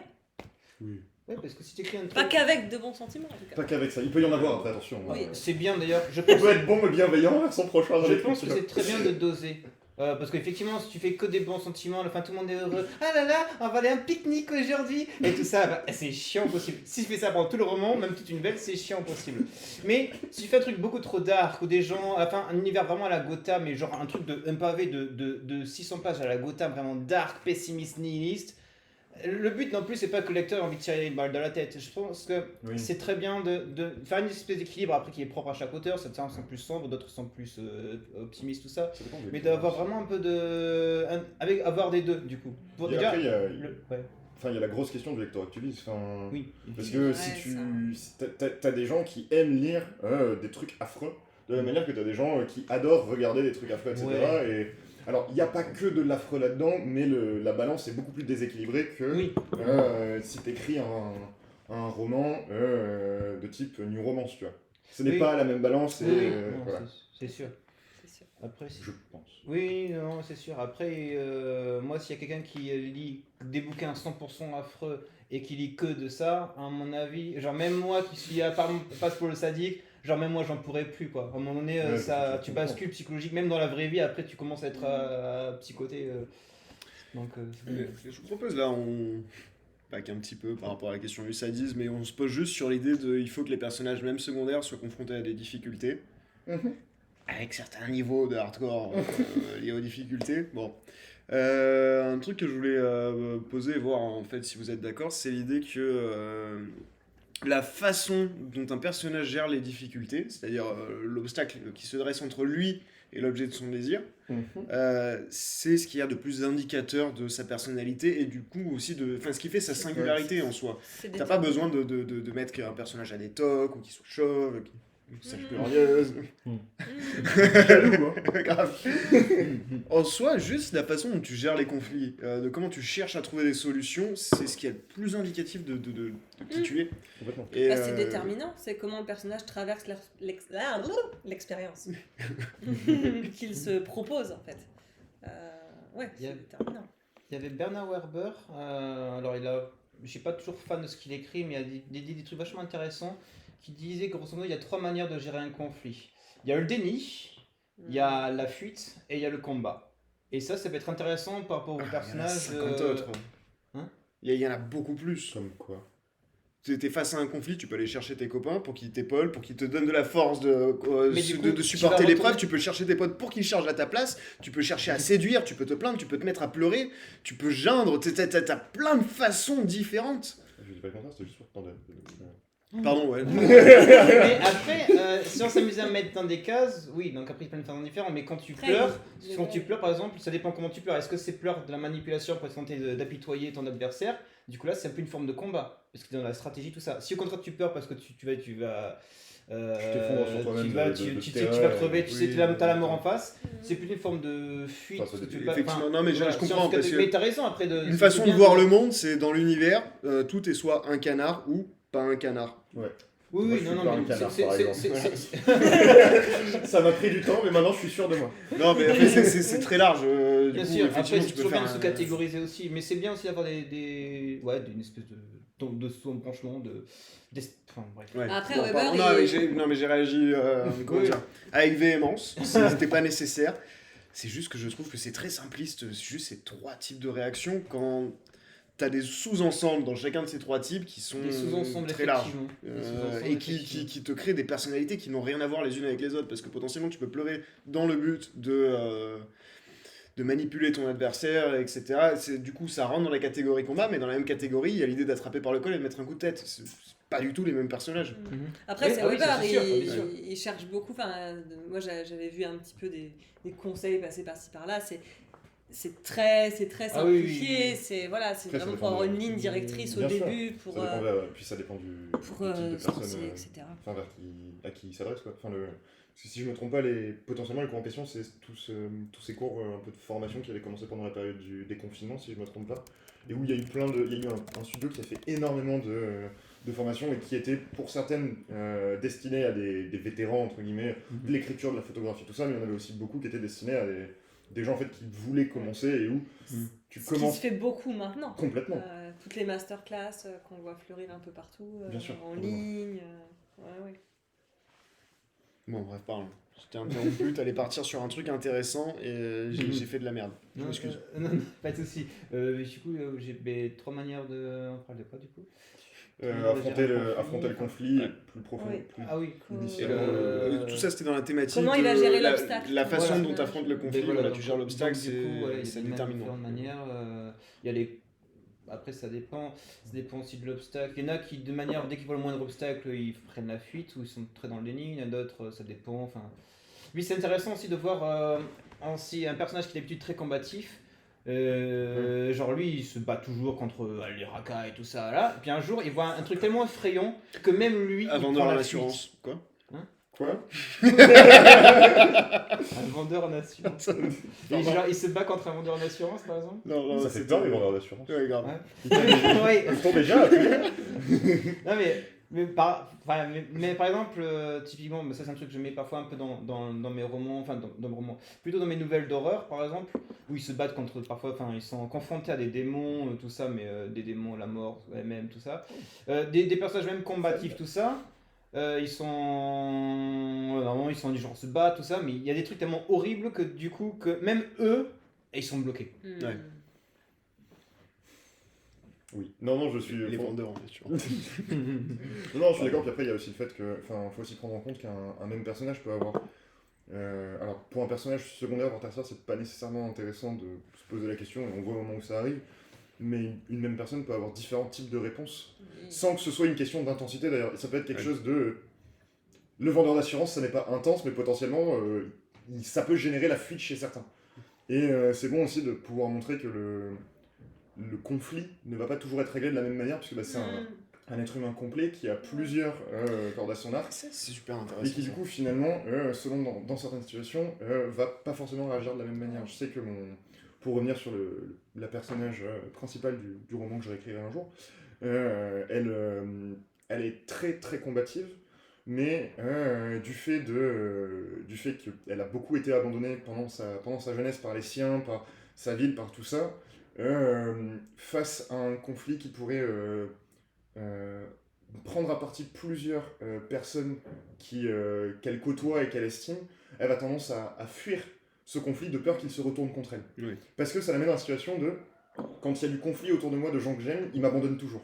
Donc il y a ça, alors que normalement sa réponse basique c'est je vais tirer une flèche sur toi. Ouais. Mais voilà, c'est vraiment. Et du coup, tu la singularises vachement en faisant ça. Ouais, complètement. Mais en même temps ça permet de montrer que de problème-solution, oui, mais pas toujours la même. J'ai un personnage, c'est absolument l'inverse. Elle, quand elle tape, batte, elle tabasse. ouais, c'est à peu près ça. À un moment donné, un type qui l'agresse, elle cogne. À un moment donné, il y a un type qui la bouscule sans faire exprès dans la foule, elle cogne. Mais du coup, forcément, ça implique, ça sous-entend de gros problèmes, des gros problèmes sociaux, cette fille.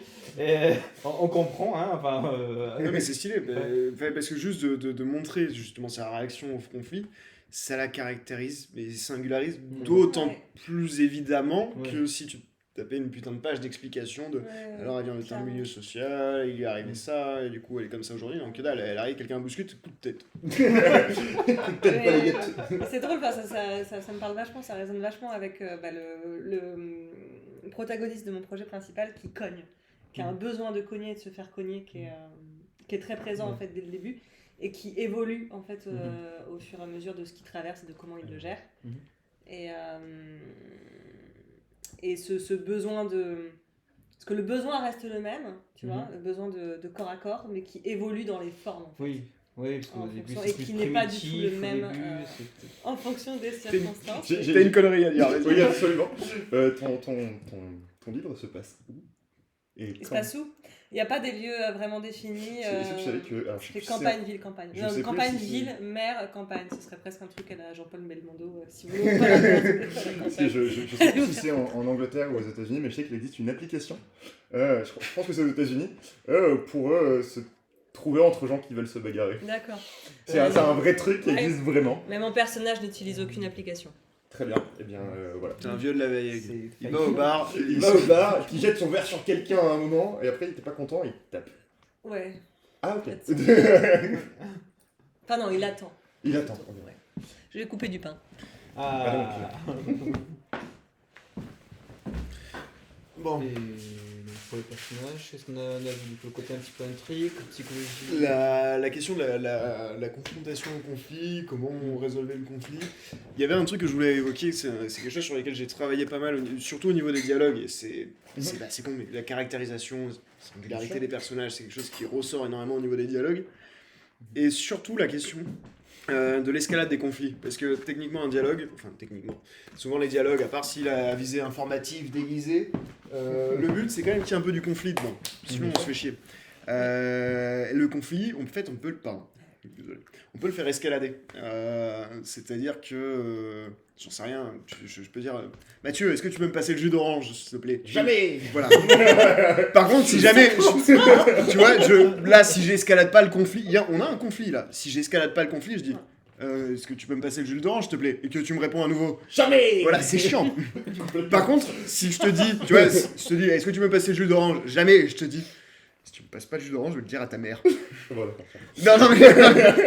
Non mais ça escalade. Et derrière toi tu peux dire si tu fais ça, machin. Et derrière moi je peux enfin là j'ai menacé, mais derrière je peux j'en sais rien, me mettre à pleurer en mode s'il te plaît passe-moi le jus d'orange. Voilà. Non mais c'est vrai, on escalade le conflit. Et en fait la façon dont on escalade le conflit, ça montre c'est extrêmement révélateur de la personnalité. Bien sûr. Parce que là par exemple si je faisais ça, j'aurais une personnalité qui va menacer, mais menacer de dénoncer. Et c'est encore différent de la menace de type je te casse sur les gueules si tu me donnes pas le jus d'orange. Je vais te dire à ta mère. Et quand je vois que ça marche pas, derrière je pleure en mode non mais s'il te plaît sois gentil. Et donc ça montre une certaine personnalité ça. Oui. Et bref, moi je sais que j'aime beaucoup utiliser ça en fin de compte pour caractériser mes personnages. C'est-à-dire, bon, toujours leur mettre des conflits dans la gueule, mais les faire évoluer d'une certaine façon qui sont représentatifs de qui ils sont. Et t'as moins besoin de caractériser le personnage et ça le rend très vivant. Et un truc que j'aime encore plus faire, c'est quand les personnages sont importants et qu'on voit qu'ils ont une évolution, etc. C'est... ils ont tendance à faire évoluer le conflit d'une certaine façon au début, et à la fin du roman ou de la nouvelle ou quoi, ils font évoluer le conflit d'une façon un petit peu différente. Le personnage, si on prend le même personnage qui initialement était là en mode mais je vais le dire à ta mère si tu m'aimes pas le jus d'orange, et puis derrière non s'il te plaît donne-moi le jus d'orange, puis il peut faire en mode enfin, c'est con, tu vas juste attendre le bras, donne-moi le jus d'orange s'il te plaît. Tu vois, il tombe sur un espèce d'argumentaire logique, il a évolué là où initialement il était Et il y a Eric Ouais. qui propose un plot twist. Et là, tu tombes sur un gentil, il peut tomber sur un gars qui lui demande une fois à la deuxième, il se lève, prend le jus et en pose une à l'autre, et c'est réglé l'histoire. Mais c'est ce qu'on disait, il faut du conflit parce que sinon c'est chiant. Nous on veut des histoires qui sont pas réglées. Il faut bien qu'on écrive 40 putain de mots C'est ça. pour Après- terminer le roman. Oui et non, parce que Donc le jus d'orange, on va se battre. après oui et non, parce que là tu peux vraiment très intéressant.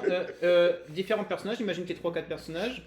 T'as un début de conflit et puis bam, t'as le troisième personnage, on va dire le sage de la team. Ça, c'est Lui il pose le jus d'orange. Voilà. Du coup, nous Mais avec, oui. avec Nicolas on Mais commence oui, à se Mathieu, battre tout non, ça. mais tellement. Et un troisième personnage qui arrive, il pose le deuxième jus d'orange. Et du coup, c'est bien pour caractériser les personnages. D'un côté, t'as les deux bagarreurs, et là, t'as le sage, t'as le. Est-ce que t'allais dire bouffon? Non, en vérité, est-ce que t'allais dire bouffon? Parce que je l'ai sorti. Non, non, j'allais pas dire ça. Mais du coup, c'est très bien. Parfois, ne pas mettre conflit. Alors, ça va être intéressant du coup. Oui, complètement. Oui, après, je sais pas comment c'est toujours pareil, juste du conflit pour du conflit, c'est pas nécessaire tout le temps, mais effectivement, des fois, l'absence de conflit qui peut être, alors, pas sur 40 pages, bien sûr, mais un espèce de statu quo assez court qui fait presque un état des lieux d'absence de conflit, ça peut être intéressant pour montrer quelque chose qui est en train de se passer dans le personnage et qui n'est pas un conflit interne, mais un espèce de. Comme une espèce d'arrêt sur image où d'un coup, dans le donjon de Naelbuck, voilà, ils faisaient un truc qu'ils appelaient les bulletins cérébraux des personnages, et où en fait c'est vraiment on arrête l'histoire, c'est comme si le temps s'arrêtait et on a accès à ce qui se passe à l'intérieur et on voit ce que les conflits précédents ont engendré et ce qui est en train de se passer sans pour autant avoir de. Comment dire? Sans que ce soit non plus trop profond. Enfin, c'est Oui, juste oui, mais moi. un instant de ok, tout ce qui vient de se passer, ça crée de la tempête. Je ou vois, ça- je vois parfaitement. Ouais. T'as David Gemmell au niveau de l'introduction. Lui, c'est l'introduction des personnages. Mais il fait un truc extraordinaire où quand il introduit un nouveau personnage, tu vas taper une demi-page de machin avait toujours été comme ça, blablabla, sa vie, tac, tac, tac. Et puis bam, début Yes. directement dans l'action. Et ça te peint un portrait stylé parce que tu sais d'où ça provient, où il Exactement. en est, comment il est, plus la mise en scène derrière de comment il réagit. Je dis juste que des fois, tu peux pas faire trop ce travail avec tout le monde. Enfin, Ah non, bien sûr, non, mais complètement. après, Oui, trop fréquemment. voilà. Enfin, Et ça, après, ça dépend, mais pas tout le temps. En fait, il y a des personnages avec qui l'effet c'est- papillon, ouais, c'est exactement ça. C'est l'effet papillon, Eric. Après, Voir en fin de compte quelles sont les conneries qui sont intervenues dans la vie d'un personnage qui ont fait qu'il est devenu Complètement. comme ça.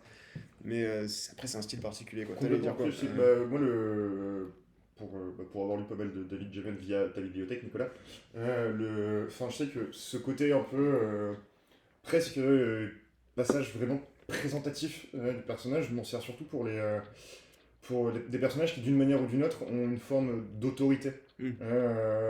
Pas forcément vis-à-vis du récit, mais dans l'univers. Dans l'histoire, t'as la matriarche de machin, t'as une capitaine, t'as un machin, et c'est des trucs où du coup, ça met autour de ces personnages-là, qui potentiellement sont des personnages très secondaires, qu'on va voir pendant 2 chapitres, et puis c'est tout, mais ça leur met une espèce d'aura de, ok, eux, ils ont le droit à un truc de présentation. Donc l'univers, Ouais. parce que comme si le roman lui-même Ouais. reconnaissait l'importance de Oui, ces la gens, forme et le- match c'est leur ça, importance. et le droit qu'ils ont d'avoir Mm.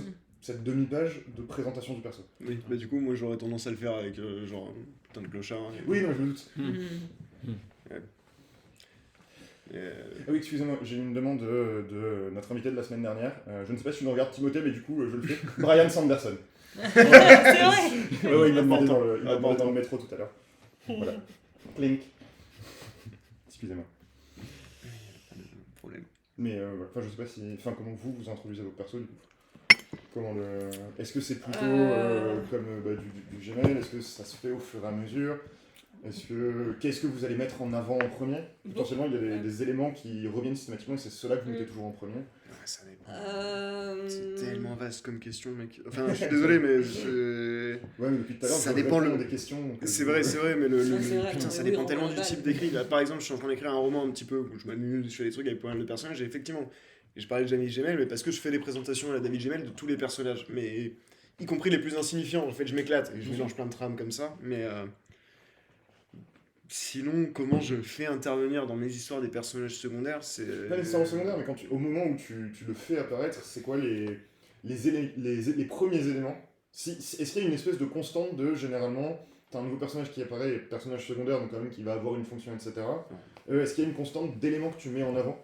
dès le début pour aider à caractériser. Mais ça dépend directement de la question du point de vue, qui est le narrateur. Et enfin, je suis désolé, pour moi, je ne sais pas répondre à cette question parce que c'est beaucoup trop vaste. C'est suivant les besoins que j'ai à l'intérieur d'un texte donné, que ce soit roman ou nouvelle. Et déjà, ça fait une énorme différence.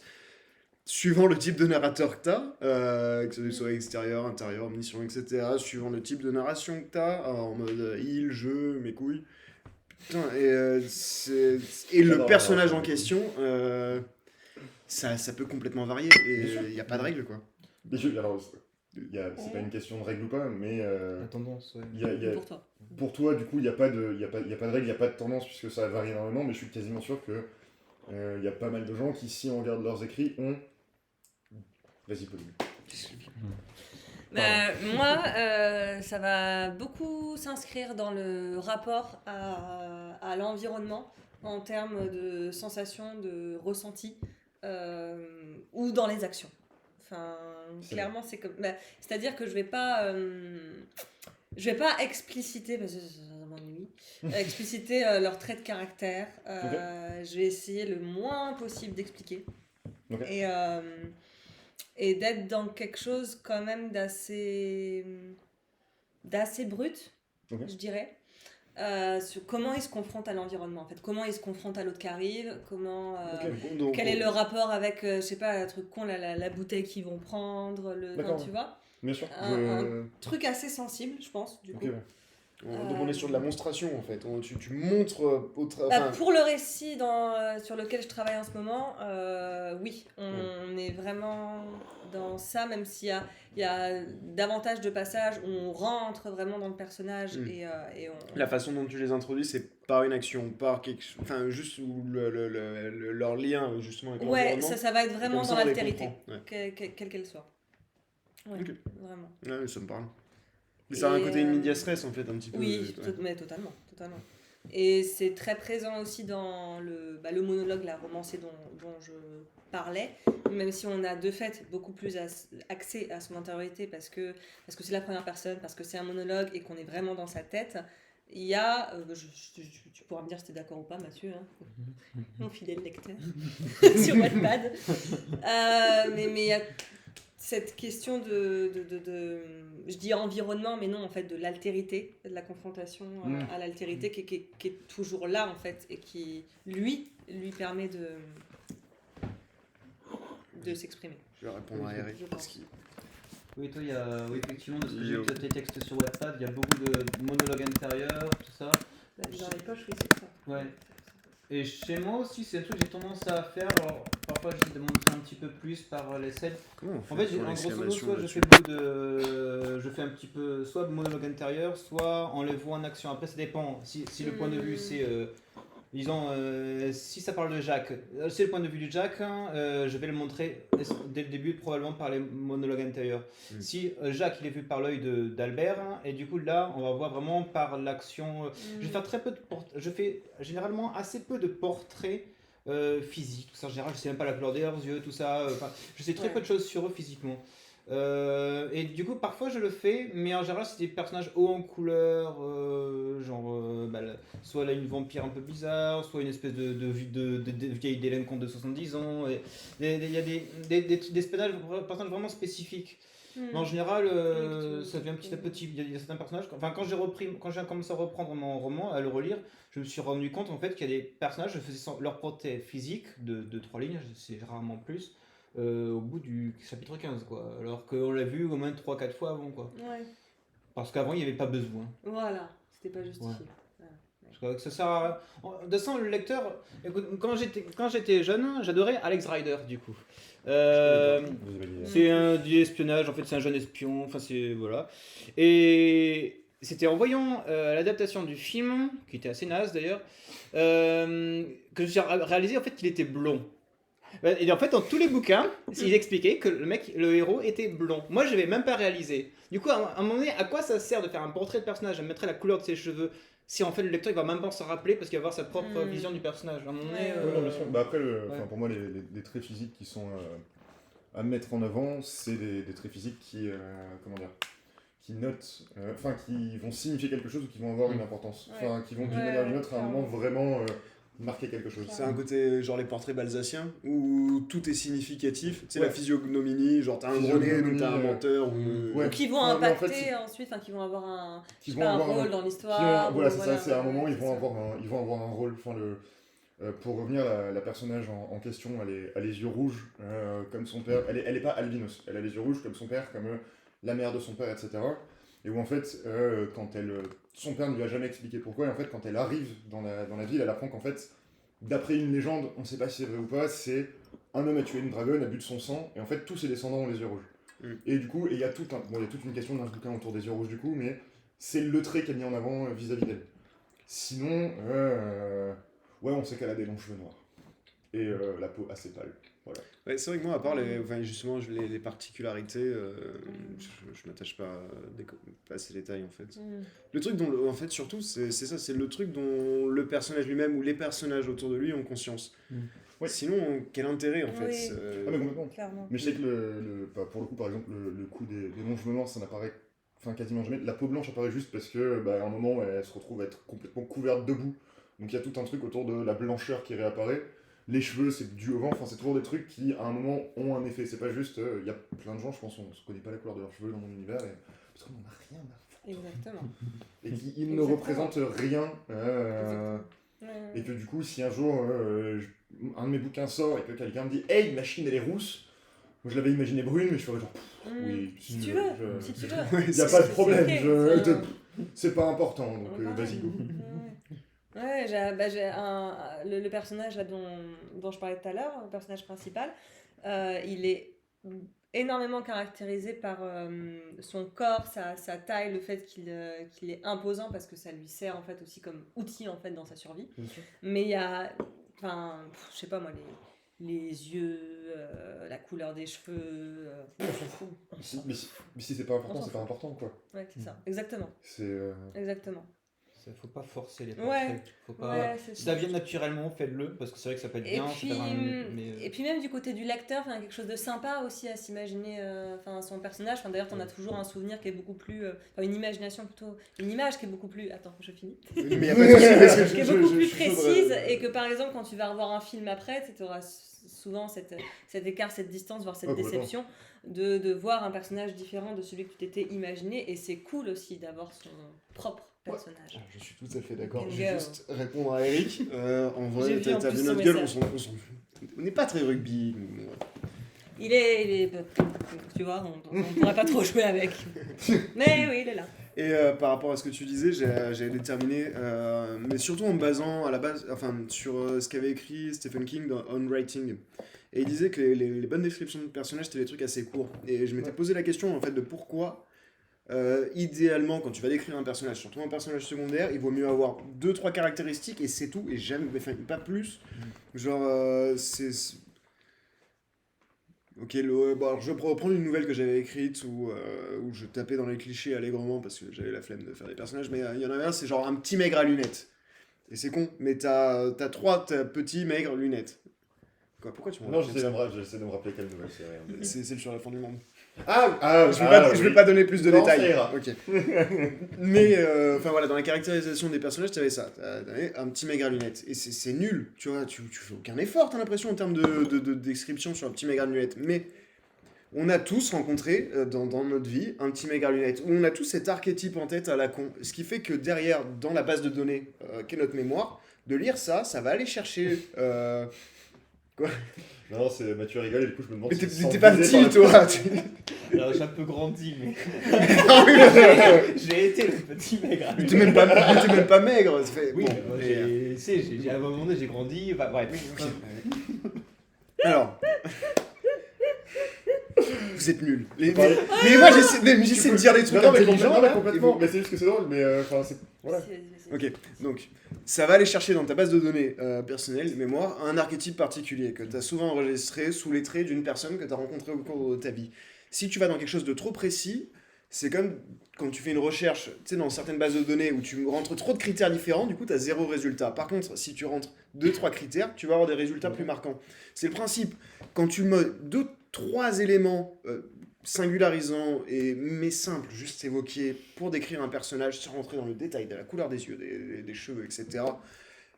t'as derrière, en tant que lecteur, une représentation très personnelle, mais très précise de ce que l'auteur veut dire. Et tout le jeu de l'auteur, pour moi, c'est d'arriver à identifier ces éléments de façon à ce que ça renvoie directement à un archétype particulier dans l'esprit du lecteur. Par exemple, je vous fais un Le dessin. grand chauve à moustache.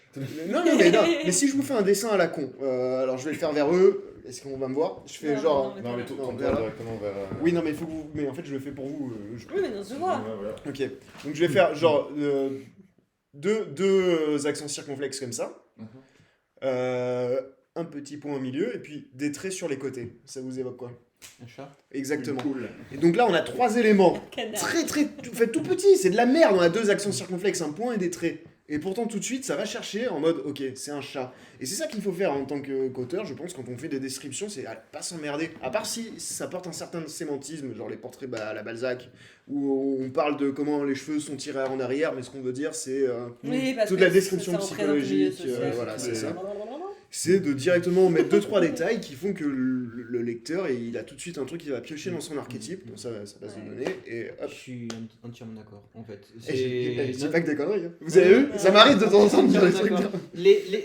Ça revient aussi la question aussi des clichés et des stéréotypes. Il faut s'en servir. Il faut pas les éviter autres. Ouais. Si on s'en sert bien, c'est un vrai atout. D'accord. Enfin, un vrai atout du coup. Un vrai atout. Ouais, bon, ok, ça a cassé mon truc. Mais, mais oui, entièrement d'accord. J'ai rien à redire par rapport à tes démonstrations. Merci. Et c'est comme ça, l'avantage, c'est que c'est court. Pour un personnage en plus secondaire ou tertiaire, il n'y a pas besoin de faire plus. Il Ouais. n'y a pas besoin de s'emmerder. Et c'est court, c'est rapide, le lecteur s'emmerde pas. Parce que il faut pas oublier aussi que beaucoup de lecteurs n'aiment pas les descriptions. Les portraits, les descriptions, ça les emmerde. Alors parfois, il y a plein de descriptions. Je pense que c'est bien de partir de ce principe-là en fait. Et quitte à après faire des bonnes descriptions, parce que maintenant j'en fais beaucoup maintenant des descriptions. En fait, maintenant j'adore ça et maintenant que je sais un peu le faire, je sais mieux les faire. Et en sachant que vu que j'aime pas faire des descriptions, je me demande mais comment faire une description qui plairait à un type qui n'aime pas les descriptions. Et du coup, partir de ce biais-là, c'est intéressant. Enfin, Ouais. bref. Mais du coup, faites pas de descriptions pour des descriptions, surtout pas. Non. Ni les portraits pour des Non, portraits. sinon ça va venir meubler, ça va combler, Ouais. ça se sent. C'est comme dans une conversation, vous savez, lorsqu'il y a du silence et que quelqu'un va Quelqu'un venir meubler la Autant pour la conversation. saison, n'est-ce pas Il faut pas faire ça, il faut jamais Et évoquer. on sent que, bon, ok, on va parler de ça, on va parler de la météo si tu veux, mais que ça tombe un peu à plat, quoi, tu vois. Alors, Bah, ça c'est pas. je vais faire une petite digression. Il faut jamais évoquer cet exemple-là, parce que Pourquoi derrière, tout le monde sent qu'il y a quelque chose à prouver. Du coup, il y a un grand silence qui Non, s'établit. ça va. Moi, j'ai rien à prouver. On peut Non, continuer la non, mais conversation. nous, mais nous pouvons On est là rester sur en un stream silence. en plus, donc ce serait dommage qu'il y ait un silence de genre les 15 dernières minutes du stream. Ce serait bête. On pourrait, hein. Oui, mais. Enfin, dans ce cas-là, autant couper le stream, quoi. Je veux dire, globalement. Après, oui, très bien. On joue à ça? Non, promis, on va pas parler de la météo. Les petits à lunettes, c'est des comptables véreux normalement, nous dit Eric. Tout à fait. Enfin, ça peut. Mais voilà, ça renvoie à un archétype dans ton esprit. Ouais, exactement. Exactement. Exactement. Est-ce que tu as envie d'écrire sur un petit lunette comptable véreux? Maigre. Il faut qu'il soit maigre. Il faut qu'il soit maigre. c'est Il l'a pas important. précisé, il peut être D'accord. gros s'il veut, ou enfin, mince. Ah, les comme comptables, tu veux. ouais. C'est dans le parrain. Lequel? Ça fait longtemps que j'ai pas vu ce film. Moi aussi. Petit à lunettes, j'ai pas souvenir. Ouais, en vrai, j'aime bien le parrain. Peut-être ça fait longtemps que je l'ai pas revu, mais j'ai pas souvenir Peut-être qu'il meurt rapidement. d'un petit à lunettes. Après, je suis sûr que s'ils font l'erreur de mourir rapidement. Non, j'ai jamais vu le parrain, donc je. Bon, il est pas mal. Non, je sais. On Bah, en vrai, c'est une putain non, de non, renard, mais mais- on l'a Pas dit mal. plusieurs fois. C'est un film good vibes. Ouais, je sais. C'est le film qui a inspiré Crazy Stupid Love. Tout à fait. C'est bien ce que je pensais. C'est les grosses comédies romantiques 2015. Ah, d'accord. 2014-2015. Ah oui, alors sûrement, oui. Clairement, oui. Et la, tête et la Non, fameuse moins tête de de- cheval, de- enfin, 2010. c'est très beau, c'est très Ça, bien poétique. sûr. Oui. Bien sûr. Bien sûr. Pas assez violent comme film, le parrain. Ah oui, non, il n'est pas violent du tout. Mais alors, absolument pas. Ah oui, il est très, très Non. léger. C'est violent comme film. Non, mais de toute façon, tu regardes pas pour la violence. Je regarde pour les têtes de cheval. Non, mais. Je sais pas, l'évolution du personnage de Michael, elle est dingue. Oui. Surtout sur. Alors, est-ce que c'est dans celui-là ou c'est dans. Non, je crois que c'est dans celui-là et pas dans le 2, où il y a sa fiancée qui va le voir. Et en fait, on la laisse pas trop rentrer dans le bureau et il a cette posture, Michael, comme ça avec les jambes croisées. Et c'est Al Pacino, il a une classe incroyable comme ça avec les jambes croisées. Et en fait, il y a tous ces lieutenants qui ferment la porte sur sa fiancée. On est de son point de vue à elle, on voit les portes qui se referment. Et c'est genre, enfin voilà, l'omerta, le monde de la mafia, et elle est laissée à l'extérieur. Alors que le mec à la base il part, c'est un héros de guerre américain qui veut se tenir loin de sa famille parce qu'il connaît les sombres secrets. Et en fait, toute cette évolution, elle est incroyable. Ouais, non, c'est vrai que le personnage. Puis à un moment, ouais, il y a une tête de cheval dans un lit, c'est fun. Non, mais toujours drôle, l'ambiance, les têtes t'as de vraiment cheval. une ambiance. C'est pas juste une film où ils arrivent bam bam bam, règlement de compte à la con. C'est t'as vraiment l'ambiance. Bref, on digresse, mais. Et il finit pas trop. Bon, voilà. Mais je pense que de toute façon, là, on arrive un peu au bout du stream. Ouais. Enfin, en termes de personnages, on a Je discuté de crois pas mal de que- trucs. J'ai tellement de trucs à dire que carrément. ça ne pourrait pas faire le tour, mais ouais, on a Non. évoqué pas mal de thèmes. Yes. Il y aura d'autres apéros, d'autres rencontres, Voilà. d'autres échanges. D'autres bouteilles. Donc, mais là, ce soir, D'autres Ouais. choses. sauf si vous avez Ben, Allez. ouais, des je questions, dirais des forcément, points à mais- rajouter, Ah oui, des, c'est vrai. On a fait un peu le trio infernal. des remarques, des Pour en faire venir, récriminations. il doit être d'autres choses. On va y arriver. Le taf t'appelle, Eric. Ben, bon courage pour le taf. Bon courage. Bon à courage, toi. Courage. Ben, moi aussi bientôt. Tu ne Ça seras peut te pas seul. rassurer. Bon, sur Bon, ce, ouais. chat, ceux qui vont poursuivre la soirée te saluent. Et on vous... je vais faire le présentateur de télé. Et on vous retrouve demain à 14h. 14h pour l'analyse de world building de Mathieu. En attendant, bye. Salut. Bang, bang. Bonne soirée.